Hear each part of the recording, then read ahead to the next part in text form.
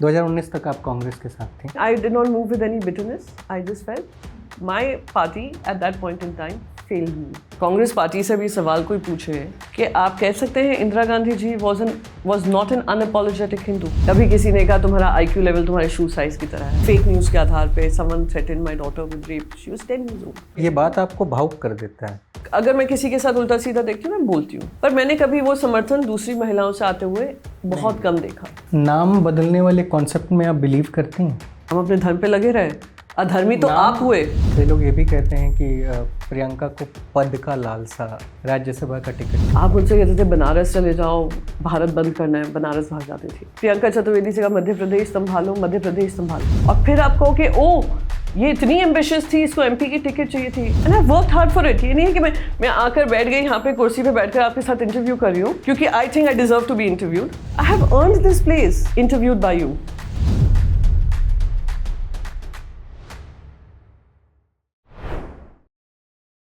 नमस्ते प्रियंका जी, कैसी हैं आप? मैं ठीक हूँ जी। कैसा चल रहा है जीवन अभी आपका? थोड़ा उथल पुथल है पर अच्छा ही चल रहा है। अभी पॉलिटिक्स के अलावा क्या कुछ कर रही हैं? एज ऑफ नाउ तो जिस तरीके से महाराष्ट्र में डेवलपमेंट्स हुए हैं तो it's a full time commitment to political party and जो भी चैलेंजेस चल रहे हैं तो बाकी में आई थिंक पार्लियामेंट्री वर्क, परिवार का जो भी बच्चे हैं, बेटी की 10th एग्जाम्स चल रहे हैं, ICSE में हैं, she is giving her boards this year, तो उनका भी देखना, तो यही है। समय मिल जाता है परिवार के लिए आपको?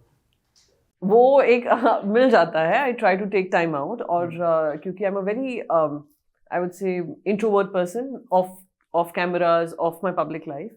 आई ट्राई टू स्पेंड सबसे ज़्यादा समय बच्चों के साथ जितना बीत सकता है बिताती हूँ, और ख़ास करके अभी जब उसकी 10th चल रहा है तो आई टेक टाइम आउट। मैंने बहुत सारी चीज़ों से जो मेरे कमिटमेंट से मैंने थोड़ा विड्रॉ किया है कि उनका 10th हो जाए, फिर I will go back to full on work. But time, हाँ, आई वुड ऑलवेज से कि एक बड़ा चैलेंज कसक रहती है, तमाम राजनेताओं में रहती है कि बच्चों के साथ वो समय ना ही गुजर पाता है जैसा जितना होना चाहिए, खासकर अगर आप महिला नेता हैं जी, तो आपके लिए और थोड़ा मुश्किल हो जाता है। हाँ, मेरे लिए और काफ़ी लाइफ में कभी कभी खुद भी सोचती हूँ कि जितना समय देना चाहिए था परिवार को या बच्चों को, शायद उसमें कहीं कमी रह गई। और मुझे ध्यान है मेरे बेटे का जब 10th था, जैसे अभी तो मैं टाइम निकाल पा रही हूँ, जब उसका 10th था तो मैं थी भी नहीं, मैं दिल्ली में रहती थी, वो मुंबई में एग्ज़ाम दे रहा था। जब वो 12th के एग्ज़ाम्स दे रहा था तभी भी मैं ज़्यादा नहीं थी उनके साथ, तो ये कभी कभी खलता है और दुख भी होता है। एंड समटाइम्स आई फील कि वो समय जो बीत गया है जब मैं अपना टाइम दे सकती थी, अगर थोड़ी और मेहनत की होती, थोड़ा और समय निकाला होता फैमिली के लिए, तो ये जो मन में हमेशा ये टीस रहती है कि किया होता तो ज़्यादा अच्छा होता। होली यहाँ बिता रही हैं कि जा रही हूँ? नहीं, मैं मुंबई जा रही हूँ बच्चों के साथ, पूरा फैमिली? हाँ जी जी जी। अच्छा, एक सबसे इम्पोर्टेंट सवाल था जिसे मुझे कहा गया कि शुरू में ही पूछ लेना मैडम से, कि भारतीय राजनीति में महिलाओं का जो प्रतिशत है पुरुषों के मुकाबले काफ़ी कम है, 10% से भी कम है, और वहाँ पे आप जैसी महिलाएं धीरे धीरे ही सही लेकिन बदलाव लेकर आ रही हैं। कैसी चुनौतियों का सामना करना पड़ता है आपको रोज़मर्रा के जीवन में, संसद में, संसद के बाहर? देखिए, जैसे राजनीति पुरुषों के लिए भी एक अनसर्टेन टेरिटरी है। आज वो किसी मुकाम पे खड़े हैं, कल ज़मीन पे आ जाएंगे। इस तरीके की परिस्थिति बनती है, बिगड़ती हैं। एक दिन हमारी सरकार थी, दूसरे दिन गिर गई, पार्टी पूरी एक साथ थी, बिखर गई। तो राजनीति में ये तो है कि there is a lot of uncertainty, कुछ सर्टेन नहीं है। कि जैसे आप कोई करियर चॉइस लेते हैं तो आपको पता है आपका पाथ है कि एग्जीक्यूटिव से आप मैनेजर बनेंगे, असिस्टेंट मैनेजर बनेंगे, सीनियर मैनेजर बनेंगे, फिर असिस्टेंट वाइस प्रेसिडेंट, ऐसे करके एक ग्रोथ ट्रैजेक्टरी है। यहाँ पर कुछ नहीं है, और ख़ास करके महिलाओं के लिए 3 तरीके से दिक्कत होती है, और मैंने ये दिक्कत का सामना किया है। जहाँ पे परिवार सबसे पहले प्रश्न उठाता है कि तुम क्यों इसमें जा रही हो। यहाँ पे ज़्यादा महिलाएं भी नहीं हैं। जिस तरीके से देशवासी देखते हैं महिलाओं को जो राजनीति में है, वो सोच थोड़ी अलग है। मैं कहती हूँ कि बहुत सारे लोगों ने राजनीति जैसी पिक्चरें देखी हैं जहाँ पे महिलाओं को एक शो पीस बना कर रखा हुआ है। तो वो बहुत सारी, आई थिंक यंगस्टर्स अब चेंज हो रहे हैं। इंडिया के जो यूथ है, they want to see active involvement of young politicians, पर पहले नहीं था। तो वो उनके मन में ये होता है कि क्यों माथापच्ची कर रही हो, क्यों कर रही हो, अब तुम्हारा अच्छा खासा बिजनेस चल रहा है, why do you want to get into politics. तो एक बार परिवार से आता है कि तुमने सोचा है कहाँ, क्या, किस में पढ़ रही हो। दूसरा होता है फाइनेंशियल स्टेबिलिटी, कि आप अपना पूरा बना बनाया बिजनेस छोड़ छाड़ कर 24 घंटे इसमें दे रहे हैं, तो फाइनेंशियली जो एम्पावर्ड हैं, you are also somewhere saying कि मैं अब उसको ब्रेक करके मैं इसमें कर रही हूँ, खर्च होना है, and there is no mechanism, right. तो that's the second question. Third is career trajectory, तुम कहाँ जा रहे हो तुम्हें पता नहीं है, पर तुम पूरे मन से काम कर रहे हो ये सोचकर कि कहीं ना कहीं तो पहुंचोगे जहाँ पे देश में तुम बदलाव कर सकते हो, जिस मंशा से आप राजनीति में आए। तो ये 3 चीजें हैं, और द मोस्ट इम्पॉर्टेंट जो 3 तो ये मेजर पॉइंट्स अक्रॉस है। फोर्थ जो होता है वो, अब क्योंकि सोशल मीडिया का ज़माना है, डिजिटल प्लेटफॉर्म का ज़माना है, वो मेरी शायद ज़िंदगी नहीं जानते हैं। उन्होंने मेरी वो पब्लिक लाइफ देखी है, उन्होंने मेरे कमेंट्स देखे हैं, मेरा एज अ स्पोक्स पर्सन मैंने क्या बात की है, उसके आधार पे जो जजमेंट होता है। और जजमेंट को लेकर आजकल तो मैं पूरा समय अगर ट्विटर पे जाएंगे तो सब कहेंगे पनौती हो, पनौती हो, पनौती हो।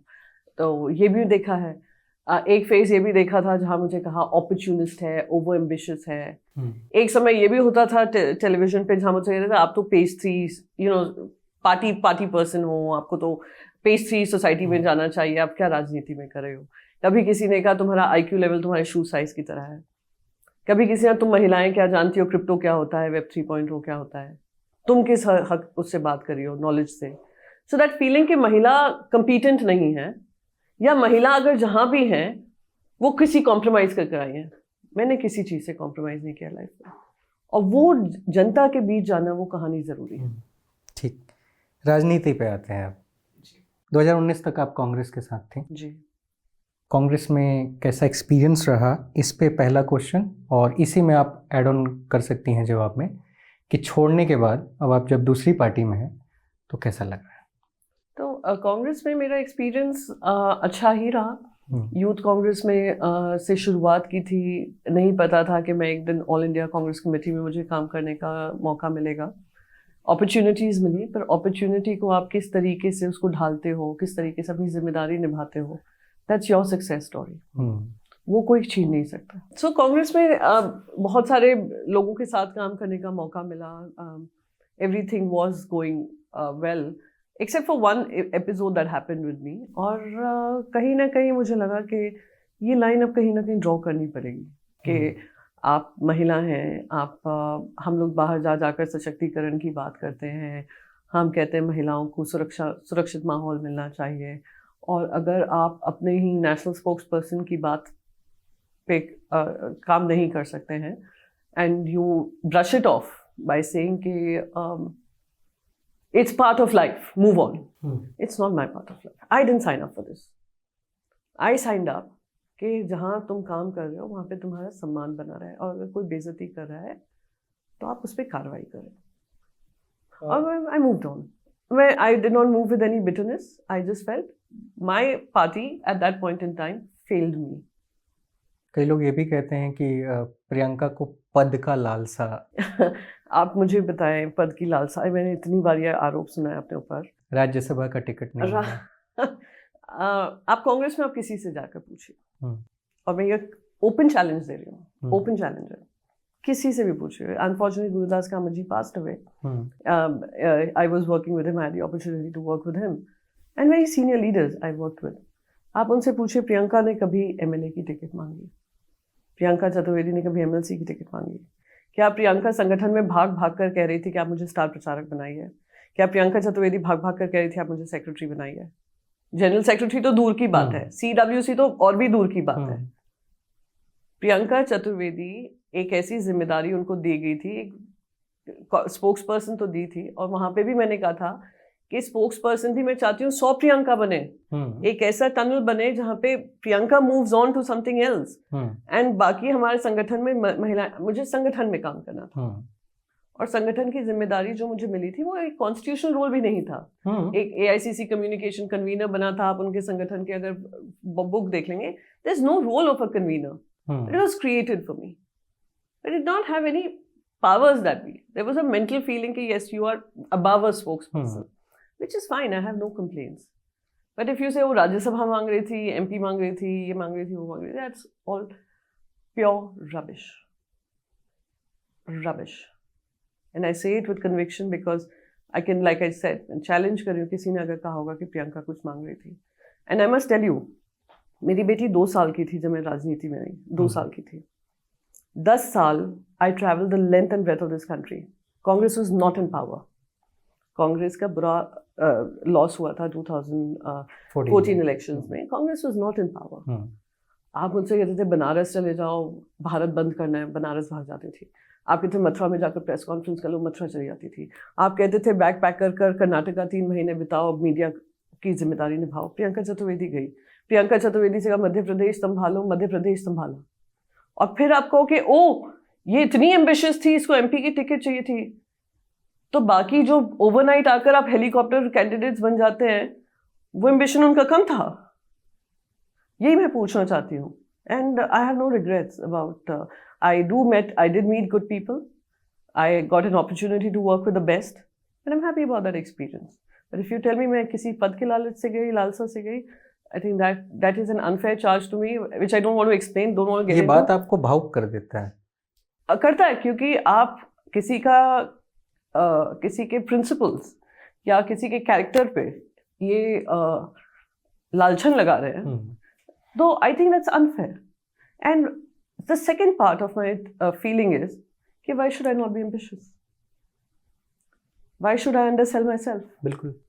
मैं क्यों अपने आप को अंडरसेल करूं? Because I know I deserve a lot more and I worked hard for it. ये नहीं है कि मैं आकर बैठ गई यहाँ पे कुर्सी पे बैठकर आपके साथ इंटरव्यू कर रही हूँ क्योंकि I think I deserve to be interviewed. I have earned this place. I've earned this place to be interviewed by you. Right? I'm first come from, you know, कोई आ गई अचानक से सिस्टम में और उठ के चले तो नहीं आए. तो ऐसे नहीं, मेहनत की है, मेहनत. और मैंने आपको संघर्ष अपना बताया. जहाँ भी मुझे बोलते थे, कहते थे ये छोड़कर वहाँ भागो. 12 साल की बेटी हो गई और 10 साल में मैंने सिर्फ उनके साथ वीकेंड्स बिताए होंगे. ये मेरा कमिटमेंट था पार्टी को. और जैसे मैंने कहा खुली चुनौती है, पूछिए कि मैंने क्या मांगा था उनसे. कुछ भी नहीं सर, सम्मान मांगा था. फिर मैंने सोचा था राजनीति छोड़ दूंगी रिजाइन करने के बाद. पर मुझे कहीं ना कहीं लगने लगा कि राजनीति में क्यों छोड़ूं? ये मेहनत मेरी थी, ये काम मेरा था. And I am actually I was quite surprised with the outpouring of support. जब मैंने वो ट्वीट किया था, ऑफ कोर्स कांग्रेस वाले जो बोल रहे थे, पर I got support from the people. और जब मैंने शिवसेना ज्वाइन करने की बात हुई और क्योंकि मैं बहुत क्लियर थी कि अब मुझे घर वापस जाना है. एंड फॉर मी घर अभी भी मुंबई है कि अब घर जाऊंगी वापस, बच्चों के पास जाऊंगी. जैसे मैंने कहा 10th उसका हो गया, 12th हो गया और मैं समय नहीं बिता पाई. मैंने कहा I spend time with my children, I go back to doing what I was doing. But I got an opportunity with Shiv Sena कि आप संगठन में आकर काम करिए. And it's history कि वो महाविकास अघाड़ी बनी, Congress came back with us, and the kind of respect I've got in the party, जो सम्मान मिला, जो opportunity मिल रही है कि जब आप पार्लियामेंट में बोलते हैं, कितने members of parliament कोई opportunity कोई पार्टी दे पाई है जो मेरी पार्टी देती है, और मुझे इस बात का गर्व है. अच्छी बात है. पर शिवसेना में जब आप आईं तो आपको पता था कि कांग्रेस के माइंडसेट से बिल्कुल अलग है जी शिवसेना की पॉलिटिक्स. इवन भाजपा और शिवसेना जो है प्राकृतिक रूप से एक ही एजेंडा है उनका. क्या है एजेंडा? है हिंदुत्व. तो कितना कुछ बदलने में वक्त लगा आपको एकदम से उस माइंडसेट से निकल के इस माइंडसेट में आना? देखिए, इवन शिवसेना में मैंने आई जॉइन शिवसेना, जब बात हुई थी हमारी, तो मैंने कहा था कि ये मेरे कुछ पॉइंट्स हैं, but there were some points I must share. जैसे अयोध्या राम मंदिर को लेकर होता था, मैंने कहा मैं उसको अपोज नहीं कर सकती. एंड जब वो गौ हत्या के बारे में पूरा चल रहा था, तो मेरे फादर ने मुझे पर्सनली फ़ोन करके रिक्वेस्ट की थी कि प्रियंका तुम कोई भी डिबेट में जाना, पर इस पे प्लीज़ मत जाना, क्योंकि ये आस्था का विषय है. हमारे लिए आस्था, धर्म जो भी, मैं अपने स्लीव पे नहीं पहनती होंगी, पर प्रैक्टिस में मैं आई एम प्रैक्टिसिंग हिंदू. तो मैंने कहा था कि मैं आई am a very liberal thought process, inclusive thought process, my thought process is like that. But I was also witnessing a Shiv Sena which was moving towards a new direction. एक और उनके party के हिसाब से ये था कि उस समय की जो challenges थे हमने मीट किए. उस समय पे जो महाराष्ट्र का माहौल था, मराठी मानुस के लिए जो हमें करना था हमने किया. फिर एक डेकेड आया जहाँ हिंदू धर्म के बारे में हुआ कि धर्म का, और हमारी मांग मंदिर के लिए एक पॉलिटिकल पर्सपेक्टिव से नहीं थी, एक रिलीजियस पर्सपेक्टिव से भी नहीं थी, एक सिविलाइजेशनल पर्सपेक्टिव से थी। और वो लड़ाई हमने लड़ी और आज मंदिर बना। मंदिर भारतीय जनता पार्टी से नहीं बना, सुप्रीम कोर्ट से बना। शिवसेना में मेरा ट्रांजिशन आई वुड से वाज वेरी स्मूथ। जो भी मैंने ट्वीट्स उनके खिलाफ भी किए थे, उन्होंने कहा बिल्कुल डिलीट करने की जरूरत नहीं है। अभी जो लोग निकाल कर मेरे ट्वीट्स डालते हैं, वो साहब ने कहा था कुछ डिलीट करने की जरूरत नहीं। उद्धव ठाकरे ने। हाँ, मैंने कहा सर मैंने बहुत सारे लिखे थे बीएमसी को लेकर, कुछ करने की जरूरत नहीं है, it's absolutely alright. And that is the confidence जो लीडरशिप ने दिखाई कि हम जानते हैं तुमने बहुत बोला है, पर हम ये भी जानते हैं कि you will be able to contribute effectively to the party. So political parties के ये जो हिंदुत्व वाला एंटी हिंदुत्व टिरेड है, आप मुझे बताइए इंदिरा गांधी जी अपने आप को किस तरीके से देखती थी? कांग्रेस पार्टी से भी सवाल कोई पूछे कि आप कह सकते हैं Indira Gandhi ji was not an unapologetic Hindu. What was Sardar Vallabhbhai Patel? He was not totally the Congress minded person. तो एक अम्ब्रेला है, कोई किसकी डाइवर्स सोच है, तो हमारे भी शिवसेना में भी अम्ब्रेला है। कोई एकदम एक्सट्रीम सोच सकते हैं, कोई मिड लेवल सोच सकते हैं, कोई एकदम लिबरल सोच सकते हैं। So that doesn't mean that they are intolerant of the ideas, but they will use the idea when they think the time is right. And what connects with the people? देखिए larger masses को क्या connect करना है? आज एक political parties का survival कैसे होता है? आज एक एल.के. अडवाणी जी का एरा था, अटल बिहारी वाजपेयी जी का एरा था, और एक अमित शाह और नरेंद्र मोदी जी का एरा है। कितना अंतर है? तो सारी पार्टीज अपने पॉलिटिकल पार्टीज अपने जो ट्रैक है, जो सिस्टम्स हैं, they work as per the aspiration of what people demand from them. And that is why I think I did not really see a problem in the transition. And अगर आप सामना follow करते हैं तो जब BJP में भी alliance में थे, बीजेपी का रफेल से लेकर बहुत सारे मुद्दों का उन्होंने निर्भीक होकर, और एक और चीज़ मैं कहूँगी, हमेशा हमसे कहा गया हम लोग अलायंस में हैं। अलायंस का मतलब ये नहीं है जी हजूरी करने लग जाओ, हाँ में हाँ करने लग जाओ। जहाँ सही है समर्थन देंगे, जहाँ गलत है हम गलत कहेंगे। So that was the how Shiv Sena has functioned. अब थोड़ा सा हम लोग बात करते हैं कंट्रोवर्सी की, शिवसेना की। 2-3 सवाल हैं इसमें कि अभी शिवसेना के पास शिवसेना की पहचान नहीं है जी। आगे क्या कर रही है शिवसेना? क्या दूसरे पहचान के साथ आप आएंगे या फिर उस पहचान के लिए भी लड़ते रहेंगे? क्या मिलने की उम्मीद है? हाँ, 3 चीज़ें इसमें। सबसे पहले शिवसेना की पहचान ठाकरे परिवार है। आप नाम छीन लो, सिंबल छीन लो, जो करना है आप, कितनी भी अपनी गंदी राजनीति जो आपकी राजनीति चल रही है केंद्र में, वो राजनीति आप महाराष्ट्र में लागू करने की कोशिश करें। तो ये ध्यान रखना है कि पहले पॉपुलर बाला साहेब ठाकरे जी हुए थे। जैसे आप अरविंद केजरीवाल जी को देख लीजिए, पहले Arvind Kejriwal ji India against corruption movement से पॉपुलर हुए, फिर उन्होंने एक राजनीतिक पक्ष बनाया। तो अगर आज आम आदमी पार्टी के बारे में सोचते हैं तो आप केजरीवाल जी को ही सोचेंगे। तो same way was the Thackeray परिवार। आप अगर बाला साहेब ठाकरे जी ने नाम किया, मराठी मानुस के लिए काम किया, उनके जो फादर थे काफ़ी प्रोग्रेसिव थॉट राइटर हैं, आप उनकी बुक्स पढ़ेंगे, इतनी प्रोग्रेसिव है, एंटी कास्ट एंटी रिलीजन को लेकर है कि there should be a casteless society, Hinduism is divided because of the caste. They are a very progressive thought process उनके प्रबोधन जी के। बाला साहेब ठाकरे जी ने मूवमेंट के बाद अपनी पॉलिटिकल पार्टीज बनाई। वो पॉलिटिकल पार्टी में जब भी you move from BMC to assembly to Lok Sabha, फिर उनका टाई अप हुआ भारतीय जनता पार्टी के साथ। इट्स नॉट लाइक बोथ, उस समय पे भारतीय जनता पार्टी का प्रेजेंस महाराष्ट्र में इतना नहीं था। तो आप शिवसेना को अगर ठाकरे से ही दूर करने की कोशिश करेंगे, आप धन बल सत्ता बल लगाकर आप मोड़ तोड़ कर दिखा सकते हैं। और इलेक्शन कमीशन तो मैं कहूँगी इंटायरली कॉम्प्रोमाइज इंस्टीट्यूशन। खुद सुप्रीम कोर्ट ने गाज गिराई है इलेक्शन कमिश्नर के चॉइस में। उन्होंने कहा भैया ऐसे नहीं हो सकता कि प्राइम मिनिस्टर दे दे प्रेसिडेंट को नाम और प्रेसिडेंट लेकर नाम देते हैं, तो it is unfair to democracy. आपने कर दिया है, पर उसका मतलब ये नहीं है कि जनता के मन से ठाकरे जी और उद्धव जी ने जो काम किया महाराष्ट्र में, आदित्य जी का जो योगदान रहा है, वो वॉश ऑफ हो गया। हमने उसके बाद हमें मशाल चिन्ह मिला, हमारा बाय इलेक्शन हुआ। बाय इलेक्शन में हमें 2019 से ज़्यादा वोट इसमें मिले। तो आप समझ सकते हैं जनता का आक्रोश क्या है। जनता के बीच में है, जनता की आवाज़ उठा रहे हैं, तो राजनीति में उठापटक होता रहता है, पर राजनीति में कभी ये नहीं, सरकारें बनती हैं गिरती हैं। खुद अटल बिहारी वाजपेयी जी ने कहा था, पर संविधान और प्रजातंत्र को किसी तरीके की हानि नहीं आनी चाहिए। पर हम देख रहे हैं, चलिए सरकार गिरी, उसका किसी को तकलीफ नहीं है, पर जो आप संविधान को तोड़ मरोड़ के 10th शेड्यूल को हटाकर आप कहते हैं, इतिहास में कोई भी पॉलिटिकल पार्टी को देख लीजिए, कभी ये हुआ है?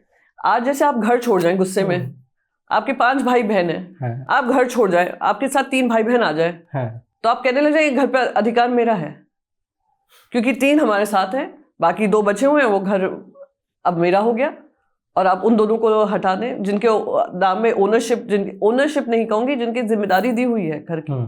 सो it's such a ridiculous thing. अब क्या, what are you setting up? अब कल आम आदमी पार्टी के साथ हो सकता है, परसों बीजेपी में ही हो सकता है, और आप इंटरनल डेमोक्रेसी का हवाला दे रहे हैं। Election commission has no business, very honestly. और मुझे बताएं, इंटरनल डेमोक्रेसी की हम पॉलिटिकल पार्टीज में बात करें, who are elected presidents of Bharatiya Janata Party? How do you know JP Nadda ji can get an extension? रातों रात। Exactly. तो वो इंटरनल डेमोक्रेसी का हिस्सा नहीं होता है। हालांकि इस बार कांग्रेस भी इस बात को लेकर के पूरा, अब तो वो भी कह सकती है कि भैया हमारे तो इलेक्टेड नहीं हुआ है। So Congress, I think Congress can say that. It has a very valid point here. But अगर आप BJD से पूछ लीजिए, आप YSRCP से पूछ, YSRCP ने तो उनको प्रेसिडेंट फॉर लाइफ बनाया हुआ है, जगन रेड्डी जी को। So how did election commission come to this conclusion?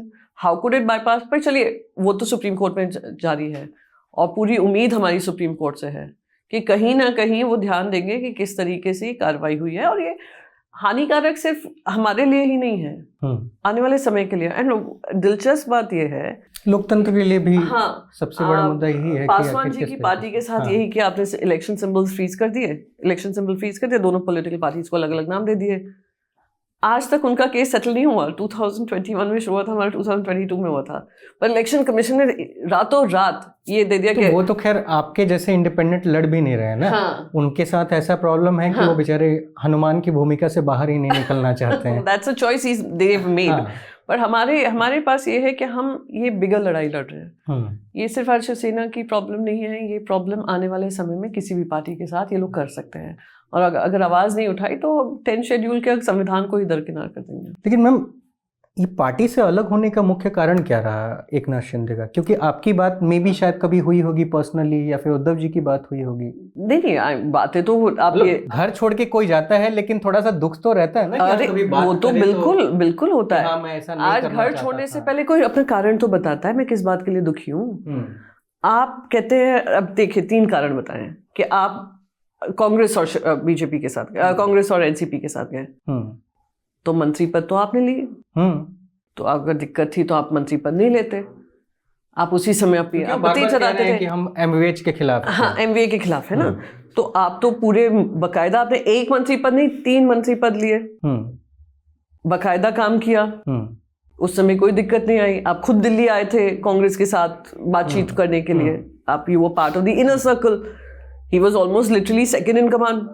हाँ, आपके पास पूरी विधानसभा की जिम्मेदारी थी, आपके पास मंत्रालय की मंत्री पद की जिम्मेदारी थी, और मंत्री पर आप अर्बन डेवलपमेंट मिनिस्ट्री आप देख लीजिए, पूरे देश में कोई भी चीफ मिनिस्टर नहीं गिव अप करते हैं, पर हमने आपको दी कि आप इतने इंपॉर्टेंट थे, पार्टी के सेनापति थे लिटरली। सेकंड, कहते हैं कि हम हिंदू धर्म के खिलाफ गए। हमने क्या हिंदू धर्म के खिलाफ काम किया? क्या इसलिए कि आपने एनसीपी और कांग्रेस से गठबंधन कर लिया? तो अगर आप सेक्युलरिज्म का हवाला दे रहे हैं, आज एक तो सेक्युलरिज्म गाली बन गया है देश में।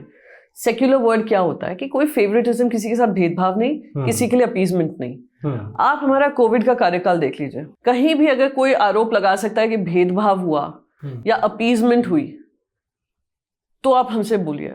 हमने वही काम किया कि मैं पक्ष प्रमुख ही नहीं हूँ, मैं कुटुंब प्रमुख हूँ, महाराष्ट्र प्रमुख हूँ, और सब लोग मेरा परिवार है, हम सब एक साथ काम करेंगे। और क्या हिंदू धर्म ये नहीं कहता है कि हम लोग सबके साथ काम करें? क्या मेरा धर्म मुझसे ये कहता है कि तुम कोई बदले की राजनीति करो? क्या मेरा धर्म मुझसे ये कहता है कि तुम किसी एक वर्ग को आप सेवा ना करो? क्या मेरा धर्म ये सिखाता है कि पीठ में खंजर घोंपो? क्या मेरा धर्म ये सिखाता है कि मैं दिन रात अपनी राजनीति अपने राजधर्म के ऊपर लाऊं? ये मेरा धर्म नहीं सिखाता है। और तीसरी फिर उन्होंने कहा कि वो मिलते नहीं थे, उद्धव जी मिलते नहीं थे। उद्धव जी सिर्फ याद है कोविड हुआ था और कोविड में हम सभी को इनकरेज कर रहे थे कि मूव टुवर्ड्स ऑनलाइन डिस्कशंस। वो खुद हर हफ्ते आकर जनता से बात करते थे, उनको अपडेट देते थे कितने बेड्स हैं, ऑक्सीजन का क्या कर रहे हैं, कितने केसेस हैं, कितने वैक्सीन लग गए हैं, क्या वैक्सीन की दिक्कत है, कहाँ शॉर्टेज है। जनता के साथ रूबरू होकर वो सब बताते थे कि देखिए बेड्स की कमी है, आईसीयू की दिक्कत है, तो हम लोग ये मेथड अपना रहे हैं कि घर को होम ट्रीटमेंट कैसे करना है, लाइक अ फैमिली मेंबर, एक senior family member telling you what to do.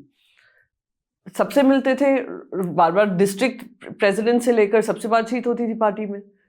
फिर साथ ही साथ जैसे कोविड का लॉकडाउन खत्म होने लगा, उनकी खुद की एक सर्जरी हुई, एक के बाद एक सर्जरी हुई। It came to a point where he was seriously ill. उनके हाथ के मूवमेंट्स, लेग के मूवमेंट्स फिजियोथेरेपी से फिर से उनको करना पड़ा। तो उस समय पर इट वॉज लाइक काम रुक गया था, काम चल रहा था। तो ये भी आपका अब समझ में नहीं आता है कि आप कितने आप एक्सक्यूजेस बनाएंगे to justify what you done. और वो जनता देख रही है, महाराष्ट्र की जनता समझ रही है कि वो सीएम बनना चाहते थे, बनना चाहते होंगे, रहा होगा उनके मन में, पर बताया नहीं उन्होंने। बताया होता तो ये भी बात हुई थी। खुद उद्धव जी ने अपने एक इंटरव्यू में कहा है कि मैंने जब ये खबर आने लग गई थी कि ये किसी बात का इनको दिक्कत है, तो मैंने उनको बुलाया था अपने पास। मैंने कहा अगर तुम्हें सीएम बनना है तो I am okay with it, आप बताओ आपको सीएम बनना है। वहाँ पे फूट कर रोने लगे कि आपने सोचा कैसे, मैं आपके साथ काम करना चाहता हूँ। तो आपने ये किया, चलिए आप पार्टी छोड़कर गए, बहुत लोग छोड़ते हैं, मैंने खुद ने पार्टी छोड़ी, पर I was a nobody. I mean honestly in terms of organisation strength कोई वीकन नहीं होती है। उनके यहाँ पे आप ऑर्गेनाइजेशन और पार्टी छोड़कर गए, पर आप ये कहने लगे यही मेरी पार्टी है, मैं ही सब कुछ हूँ, मैं ही सर्वा हूँ, आप मुझे ही अपॉइंट करिए। On the base of what? On the base of those MLAs जिनके ऊपर ईडी सीबीआई केसेस हैं। On the base of what? जहाँ एमपीज को आपने कहा कि आप हमारे साइड आ जाएंगे तो आपके एमपी लैड फंड्स दुगना कर देंगे, ये सब कर देंगे। ल्योर कर आप लालच देकर लोगों को ले रहे हैं, जो लोग इलेक्शन सिंबल पे जीते हैं। इलेक्शन कमीशन से मेरा ये भी पूछना है, जो लोग पार्टी लीडरशिप उद्धव जी के अंडर 2019 में जीते, पार्टी नाम से जीते, जनता ने आपको वोट इसीलिए दिया क्योंकि आप शिवसेना के हैं, फिर आप कहें कि नहीं अब हम इस शिवसेना के नहीं है, शिवसेना के हैं। इनफैक्ट सुप्रीम कोर्ट में चीफ जस्टिस ने भी यही कहा। लेकिन पॉलिटिकल गलियारे में ये भी तो कहा जा रहा है ना कि उद्धव ठाकरे जी के दिमाग में था कि वो एक बार दोबारा से भाजपा के साथ नए सिरे से गठबंधन करें। वो कुछ भी नैरेटिव लो जनता बनाती रहती है, पर there was no such discussion. Narration जनता नहीं, मीडिया और हाँ, पॉलिटिकल सर्कल्स में आज मैंने किसी के साथ बैठकर कह दिया कि कैजुअली बोल दिया कि हाँ हो सकता है बातचीत चालू, but that's not the fact. उनका तो सोचना ये है ना कि आपने कॉम्प्रोमाइज कर लिया, उद्धव जी ने कॉम्प्रोमाइज कर लिया अपने विचारों से, अपने हिंदुत्व के एजेंडे से। महाविकास अघाड़ी बनी, देश के पहले मुख्यमंत्री होंगे जो अयोध्या आए थे, और पहली पॉलिटिकल पार्टी होगी जिन्होंने पब्लिक कंट्रीब्यूशन किया टुवर्ड्स अयोध्या मंदिर। पहली पॉलिटिकल पार्टी होगी जिन्होंने कैबिनेट में ये पास कराया कि सारे मंदिर का रीडेवलपमेंट, जो एंशिएंट टेम्पल्स हैं महाराष्ट्र के, और टूरिज्म सर्किट बनाएंगे, Holi tourism circuit, Hindu tourism circuit, जैसे गणेश दर्शन है, देवी के दर्शन है, वो उसका हम टूरिज्म सर्किट बनाएंगे। एनसीपी ने कुछ नहीं कहा, कांग्रेस ने कुछ नहीं कहा। अब जो हमने नाम भी बदला, औरंगाबाद का नाम बदला हमने, धाराशिव बनाया, अभी उस्मानाबाद का नाम बदला है, एनसीपी और कांग्रेस ने सर्वसहमति से पास किया। तो दिक्कत कहाँ है आपको? आपके कौन से काम रुके पड़े थे जो नहीं हुए हैं, और अब आप कहो कि हम धर्म से आगे गए या धर्म से अलग गए? हम अपने धर्म पे लगे रहे, अधर्मी तो आप हुए। नाम बदलने वाले कॉन्सेप्ट में आप बिलीव करती हैं? नहीं, मेरा पर्सनल थॉट प्रोसेस क्या है और लार्जर पब्लिक सेंटिमेंट क्या है, आप ये समझिए। लार्जर पब्लिक सेंटिमेंट चाह रहा था कि ये बदलाव हो। लार्जर पब्लिक सेंटिमेंट ये था कि आप एक औरंगजेब जिसने हिंदुओं के खिलाफ इतना काम किया हो, आप उनके नाम पे एक शहर नहीं रख सकते हैं। And I totally agree with that. आज जिसने आपके खिलाफ, चलिए इतिहास की बात भले ही रही हो, इतिहास में तब हुआ हो, पर I felt the larger cause was, the larger feeling sentiment was कि हमारा शहर है, हमारे हिसाब से नाम होना चाहिए, और वो नाम रखा गया। एंड जिस तरीके से लोगों का समर्थन आया जब वो डिसीजन हुआ, एंड उद्धव जी बार बार ये कहते हैं कि जब मेरे बाला साहेब जी का ये कमिटमेंट था कि नाम बदला जाएगा, का दुख मुझे इस बात का होता है कि जब मैं बाला साहेब जी का काम करने जा रहा था, जो बाला साहेब जी का नाम ले रहे हैं वो लोग उस कैबिनेट मीटिंग में नहीं थे, और वो लोग थे जिनके खिलाफ ये लोग बात कर रहे हैं कि उन्होंने ये पास किया, which is Congress and the NCP. वो कहते हैं कि आज मेरे ही लोग उसमें नहीं थे, जो बाला साहेब जी का बहुत कमिटेड ये था कि मैं नाम बदलूंगा, तब मैंने ये नाम बदला। जो अन्य पार्टी से आने वाले लोग हैं वो साथ, उन्होंने साथ दिया है इस समय पर, मतलब, और मेरे पार्टी वालों ने बाला साहेब का नाम ले रहे हैं, मेरे फादर का नाम जरूर ले रहे हैं, पर फादर के खिलाफ काम कर रहे हैं, उनके विचारों के साथ नहीं। हाँ, विचार क्या, विचार उनके जो थे वो विचार हमने किस तरीके से अपने काम में नहीं किया है, पर संविधान को साथ लेकर। बीएमसी चुनाव, बीएमसी में तो आप ही की सरकार है जी, और हिंदुस्तान का, एशिया का सबसे अमीर 52,000 करोड़ से ज़्यादा का उसका बजट है। त्रिपुरा में गया था अभी, त्रिपुरा में मुझे याद है कि जितना 2 त्रिपुरा का बजट है उतना अकेले मुंबई का है, हालांकि वो बड़ा है, आबादी कम है। इस बार रहेगा या जाएगा?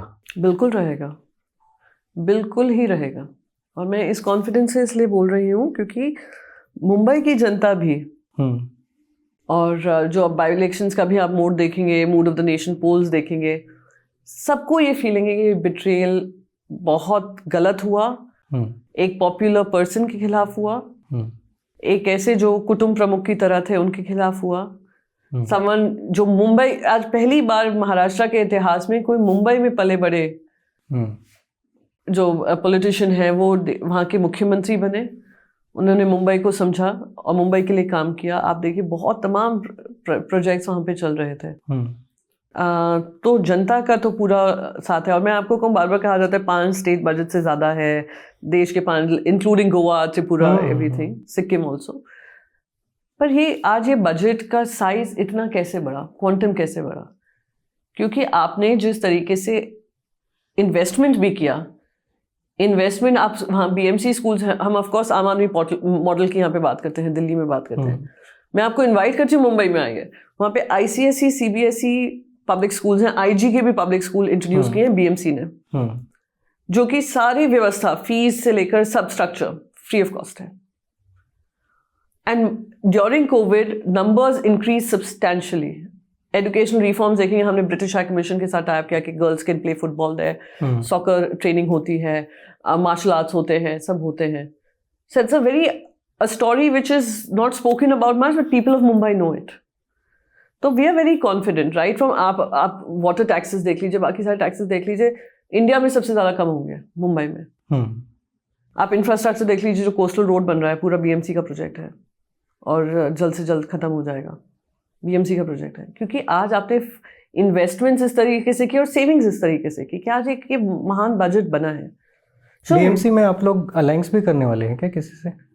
नहीं, अभी बात चर्चा है कि महाविकास अघाड़ी सब जगह एक साथ ही लड़ाई लड़ेगी, तो किस प्रोपोर्शन में लड़ना है, कौन कहाँ ज़्यादा, क्योंकि पिछले दिनों देखिए आम आदमी पार्टी के दोनों मुख्यमंत्री संजय सिंह जी, राज्यसभा सांसद आपके साथी हैं संसद में, ये तमाम लोग आए हुए थे जी।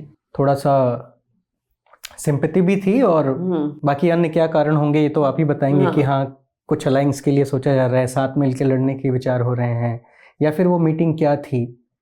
देखिए वो एक शिष्टाचारी भेंट थी जहाँ पे वो मुंबई आए हुए थे एक अपने कार्यक्रम के लिए, एबीपी का कार्यक्रम था। पक्का? हाँ तो वहाँ पे बस ये एक सबके मन में ये सेंटिमेंट। आज देखिए मनीष सिसोदिया जी को अरेस्ट किया। मनीष सिसोदिया जी ने एजुकेशनल रिफॉर्म्स लाए दिल्ली में, it's a known thing. Educational reforms लाए आपने, he is a person who is well respected Delhi में, और आज अगर रिस्पेक्ट नहीं होता तो क्या म्युनिसिपल कॉर्पोरेशन ये लोग जीत पाते? आज अगर मन में लगता कि ये नहीं होता कि हाँ चेंजेस आए, दूसरी बार सरकार बना पाते, हुआ है। You can't do away with that fact. तो जिस तरीके से ईडी, सीबीआई, आईटी का बढ़ता इंटरफेरेंस है इन स्टेट्स जो नॉन बीजेपी गवर्न है, उसके खिलाफ सबको एक आवाज में बोलना ही है। और आपने अगर प्रेस कॉन्फ्रेंस सुनी होगी, उन्होंने यही कहा कि अभी आप बीएमसी ये सब अभी छोड़िए, right now the point is this is a larger problem and that is steering us in the face. कि हम कब तक चुप रहेंगे या मुंह घुमाकर हम ये जो चल रहा है चलते रहने देंगे? तो वो ज्यादा था।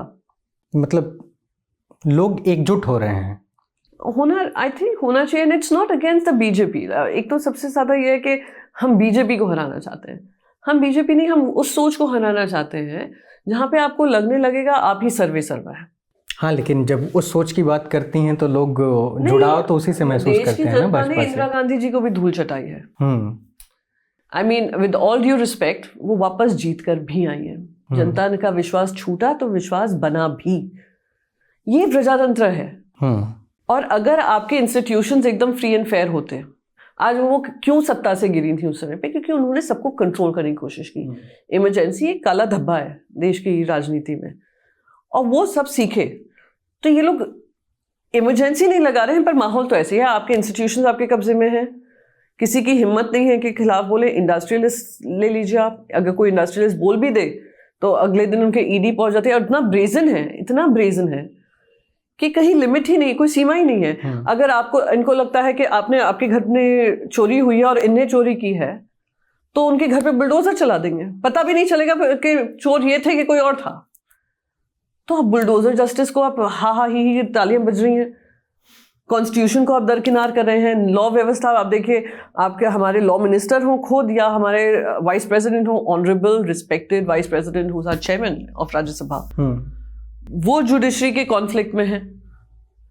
तो आप अगर इंस्टीट्यूशंस का कब्जा करेंगे तो जनता देख रही है, and that I think is an important thing. अभी हाल ही में आप लोग वहां भी तो गए थे, मतलब क्यों कहा जा रहा है कि कहीं ना कहीं विपक्ष को एकजुट करने की बात चल रही है? कुछ मतलब ब्लॉक्स में अलग अलग बिहार गए थे, पटना, आदित्य के साथ आप गई थी, और आप दोनों का वहाँ पे मिलना, उसके बाद उनको इनवाइट करना, तो जाहिर सी चीज़ है कि लोग जानना चाहते हैं कि आखिर क्या कारण हो सकते हैं। एक तो ये कारण हो सकता है कि मुंबई महाराष्ट्र की अगर बात करें तो पूर्वांचल बिहार झारखंड के जो लोग हैं वो काफ़ी मात्रा में वोटर्स के रूप में वहाँ पे रह रहे हैं। कई वहाँ पे परमानेंट रह रहे हैं, जिनके घर परिवार सब चीज़ है, वो चाहे किसी भी इंडस्ट्रीज़ की बात हो, और कुछ लोग अपना जीवन बनाने की कोशिश में छोटे छोटे कामों में जद्दोजहद में लगे। वोटर हैं तो उनको भी लुभाने का एक विचार नहीं कि वो आएंगे, वो कहेंगे तो जुड़ा नहीं, वो देखिए, ये बहुत लॉन्ग ओवरड्यू मीटिंग थी तेजस्वी यादव जी की और आदित्य जी की। दोनों यंग लीडर्स हैं। अगर आपने बिहार में उनका कैंपेन देखा होगा तेजस्वी जी का, उन्होंने सिर्फ बिहार के विजन के बारे में बात की। आप आदित्य जी का ट्विटर अकाउंट देख लीजिए, कुछ भी देख लीजिए, या जब वो स्पीचेस देते हैं वो अपने विजन को सामने रखते हैं। वो नहीं किसी को अटैक कर रहे हैं, वो बात करेंगे भैया संविधान और प्रजातंत्र जीवंत रहना चाहिए। और ये सिर्फ हम ही नहीं बोल रहे, ये अटल बिहारी वाजपेयी जी ने भी इतने साल पहले कहा था कि सत्ता आती है जाती है, कोई पार्टी उभरती है गिरती भी है, पर संविधान और प्रजातंत्र देश का बना रहना चाहिए। तो हम उसकी बात करें। तो इस समय पर जब सारे इंस्टीट्यूशंस कब्जे में है, और it's not a BJP thing, कल हो सकता है कोई और पार्टी भी आए और उसको इस तरीके का मैंडेट मिले, वो करेंगे। जैसे मैंने आपको इंदिरा जी का उदाहरण दिया कि ये फीलिंग कि मेरे पास सारी पावर है, एंड मैं जब मन चाहे मैं चीफ मिनिस्टर्स बदल दूं, जब मेरा मन चाहे मैं कर लूं। तो ये अब जैसे ये रातों रात गुजरात में चीफ मिनिस्टर बदल गए, कैबिनेट मिनिस्टर सारे बदल गए, तो ये तो एकदम अनचेक्ड हुआ ना। कि आप कहीं तो ध्यान रखें कि this is democracy, it's not autocracy. आखिरी सवाल मैं आपसे पूछता हूँ अडानी साहब के बारे में। आप और आपकी सरकार उन्हें कैसे देखती है? मतलब जब थी आपकी पार्टी कैसे देखती है? देखिए, क्योंकि वो एक बिजनेसमैन है, इन्वेस्टर है, वो जो प्रोजेक्ट्स लाते थे, तो प्रोजेक्ट्स का एक ड्यू प्रोसेस होता है कि आप टेंडर के माध्यम से आए, आप वो जीते ओवर अदर्स। तो वो ने जो काम किए होंगे। पर 2 प्रोजेक्ट्स ऐसे हैं जो कंट्रोवर्शियल हुए हैं महाराष्ट्र में, और वो जनता ने देखा है। वो रातों रात मुंबई एयरपोर्ट का ट्रांसफर हो जाना एक ग्रुप से सीधा अडानी ग्रुप पे। और आप अगर सीक्वेंस देखेंगे जीवीके पे जो जीएमआर ग्रुप पे हुआ कि रातों रात जीवीके ग्रुप पे हुआ कि रातों रात उन पे ईडी पहले आती है, फिर सीबीआई के छापे लगते हैं, फिर नोटिस लगता है, और 1.5 महीने के अंदर अंदर वो हैंडओवर अडानी जी को कर अडानी जी को हो जाता है। Sir, it was a big talking point in Maharashtra के ऐसे कैसे, क्योंकि ये सेंटर से निर्धारित होता है। दूसरा प्रोजेक्ट जो अभी हुआ, सेंटर से ये भी निर्धारित होता है कि अगर किसी कंपनी को आप देते हैं ऐसे प्रोजेक्ट, तो उस प्रोजेक्ट को करने का मतलब उनके पास पहले से कुछ एक्सपीरियंस हो। Exactly, 0 experience. रातों रात 6 एयरपोर्ट्स दे दिए जाते हैं, मेन एयरपोर्ट्स दे दिए जाते हैं, मेन सिटीज के एयरपोर्ट्स दिए जाते हैं, मुंबई, दिल्ली। तो किस आधार पे? क्या उनका एक्सपीरियंस है, क्या एक्सपोजर। अब आप जहाँ भी न्यू एयरपोर्ट्स बन रहे हैं, सारे एयरपोर्ट्स उनको दे दिए गए हैं। आप जयपुर चले जाइए, आप वडोदरा चले जाइए, आप अहमदाबाद चले जाइए, सब जगह उन्हीं को हैंड ओवर कर दिया है। तो पहला एक ये था। अभी धारावी, जब हमारी सरकार गिरी तो धारावी का प्रोजेक्ट जो टेंडरिंग प्रोसेस होता है, सबसे ज्यादा लॉन्ग पेंडिंग, लॉन्ग ओवरड्यू ये एक प्रोजेक्ट रहा है महाराष्ट्र के लिए। उसमें कुछ रेलवे लैंड भी थी जो ट्रांसफर होनी थी, तो मैंने खुद ने अपने स्पेशल मेंशन के माध्यम से रखा था कि रेलवे को जो लैंड ट्रांसफर करनी है, महाराष्ट्र सरकार ने पैसे दिए हुए हैं, आप जल्द से जल्द ट्रांसफर करें। पर वो रोक कर रखा हुआ था। जैसे ही सरकार बदली, एक दुबई का ग्रुप था जिन्होंने वो टेंडर प्रोसेस जीता था, ऑलमोस्ट क्लोजर हो गया। रीटेंडरिंग हुई है अभी, और रीटेंडरिंग में वो अडानी ग्रुप हो गया। सो क्यों रीटेंडरिंग हुई, nobody knows. What made this project more viable for the group, nobody knows. तो क्वेश्चन एक ही होता है कि जब आप देश के क्रिटिकल इंफ्रास्ट्रक्चर इस हालात में देते हैं जहाँ पे प्रोसेस इज नॉट फॉलोड, या प्रोसेस बाईपास किया गया है, या फेवरेटिज्म हो, या क्रोनिज्म हो, तो मेरा सवाल वो इंडस्ट्रियलिस्ट से कम सरकार से ज्यादा है कि ये क्यों भेदभाव हो रहा है, क्यों, किस तरीके से ये वेल्थ क्रिएशन अगर सरकार करे समझ में आता है, ये वेल्थ कॉन्सेंट्रेशन हो रहा है। फ्रॉम नंबर 200 रैंक में आप सीधा नंबर 2 पे पहुंच जाते हैं फोर्ब्स की लिस्ट में, या 3 पे पहुंच जाते हैं। जनता के मन में भी सवाल आता है। आज देखिए, देश के सारे पोर्ट्स इनके हाथ में, एयरपोर्ट्स इनके हाथ में, और सारा इंफ्रास्ट्रक्चर, कोल इनके हाथ में, स्टील इनके हाथ में, इलेक्ट्रिसिटी इनके हाथ में, ट्रांसमिशन इनके हाथ में, रिन्यूएबल्स इनके हाथ में, डिफेंस में भी अब आ गए हैं। क्या एक्सपोजर, क्या एक्सपीरियंस है, जनता जानना चाहेगी ना। शुक्रिया बातचीत करने के लिए, और उम्मीद है कि हम भविष्य में यूं ही मिलते रहेंगे। एब्सोल्युटली। और मैं ऑन कैमरा ही कह रहा हूं क्योंकि मुझे मुंबई आना है, इसलिए आना है कि मैं आदित्य जी का इंटरव्यू करना चाहता हूं। तो आप वो कड़ी हैं। अब आपने बोल ही दिया है कैमरा पे, मैं उनको क्लिप भेज दूंगी। हाँ, तो जितना जल्दी हो सके। डेफिनेटली। बहुत बहुत शुक्रिया ma'am. Thank you so much. Thank you so much.